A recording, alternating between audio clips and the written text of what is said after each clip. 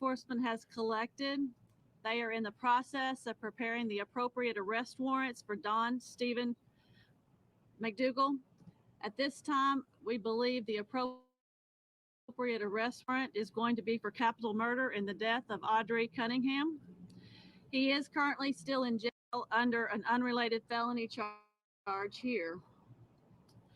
I understand that this is a very difficult time for Audrii's family and for our community. The substantial law enforcement resources that were marshaled by the Sheriff Lyons, I think, should show you that this county and law enforcement, they will come out when they need to protect our children. And the assets that we have been made available to Polk County to protect our children have been substantial.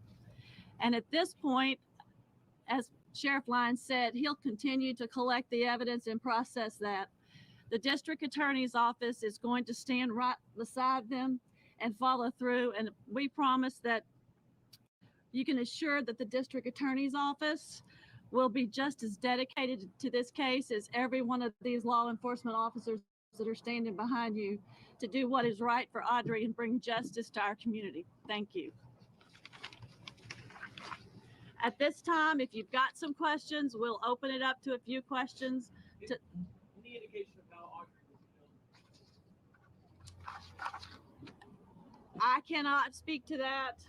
At this time right now, we have transported Audrii down to the Harris County Medical Examiner's Office. At that time, we will await their results to be able to determine the cause and method of her death.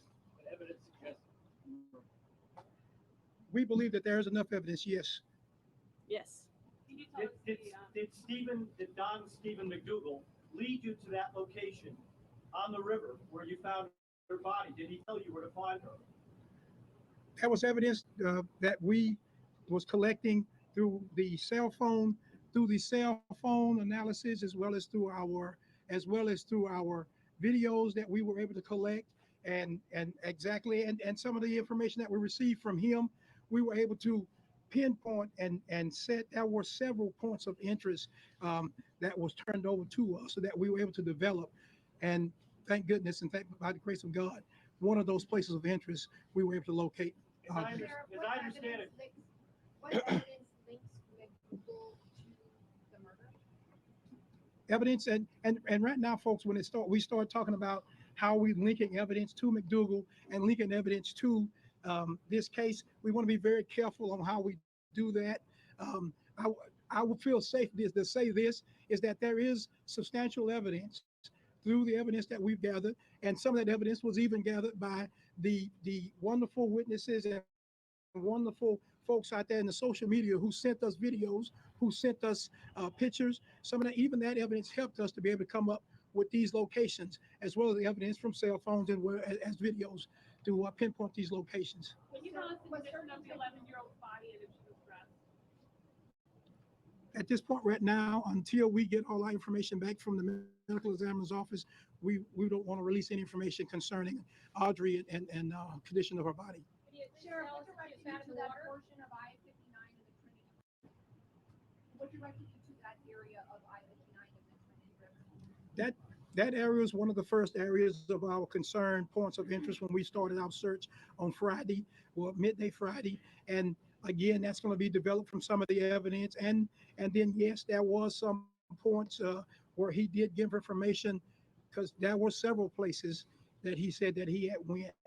So it wasn't a location where he said he took her, but there was a incidents where he said these were locations where he had gone. Without this evidence that you talk about, would you have been able to find her where you found her? Without the evidence that you just described? Yes. You would have found her there? We would have found her not through him, but we would have found it through the evidence that we collected from the analysis from phones and videos would have. Yes. Was she visible to the naked eye? You used a sonar. You used a sonar boat.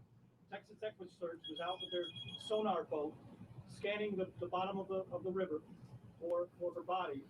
They're the ones that discovered the body. Is that correct? No. The image. I'm not going to say who exactly or what agency discovered her body today. I will say this, that Due to the lowering, we were able to contact TRA, Trinity River Authority. They slowed down the outflow from the reservoir, and it allowed the water to go down. And her body was discovered there in the water. But I'm not going to say whether it was Harris County or Montgomery County or Echo Search. It was a conglomeration of a lot of love and law enforcement networking together that helped discover her. Sources have told us, though, that Stephen McDougal, the one that told you to lower the level of the river, we've been told that he actually told you to lower the water on the river. Is that true? We talked to TRA on several occasions about lowering it when they got to the point, or they felt they were safe to start lowering the river. We were able to get them to do so.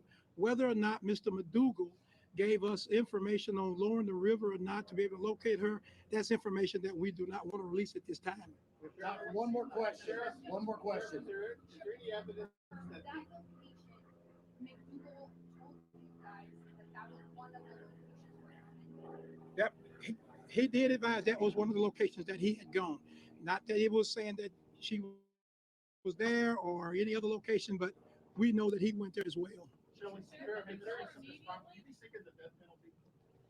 Until we get all of the evidence and all the autopsy reports. Everybody in that community, all of us, giving his condolences to the family. Body found at the Trinity River at Highway 59, and the sheriff saying that they're working to get justice for Audrii. And in the wake of this news, the Polk County DA saying warrants have been issued for Don Stephen McDougal. He will be charged with capital murder in Audrii's death. He was a person of interest very early on in this case. He does have a criminal history, and in fact, he is in jail right now on an unrelated felony charge. Such a tragic story. We'll have more after this. A Sugarland man vanishes in West Texas. This one baffles me. He just disappeared. His fight for answers so his